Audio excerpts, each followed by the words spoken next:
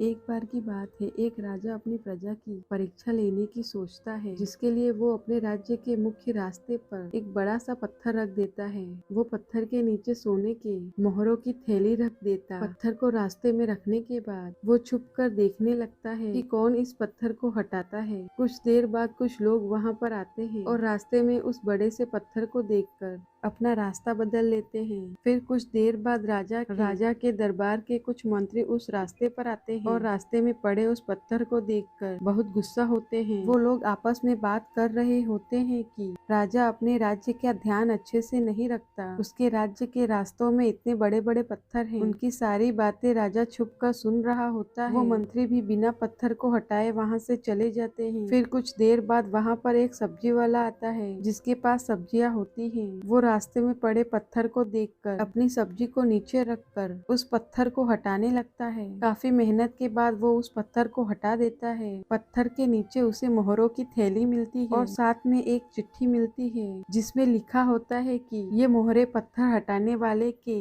नाम राजा की तरफ से। वो सब्जी वाला बहुत खुश हो जाता है। राजा यह सब देख रहा होता है। वो सब्जी वाले से आकर मिलता है और उसे इस काम के लिए शाबाशी देता है तथा उस सब्जी वाले को अपने दरबार में एक खास पद पर नियुक्त भी करता है। इस कहानी से हमें ये सीख मिलती है कि हमारी जिंदगी में आने वाली मुश्किलें हमें आगे बढ़ने का मौका देती हैं, इसलिए हमें उनसे घबराना नहीं चाहिए और उनका सामना करना चाहिए। तभी हम अपनी जिंदगी में सफल बन पाएंगे।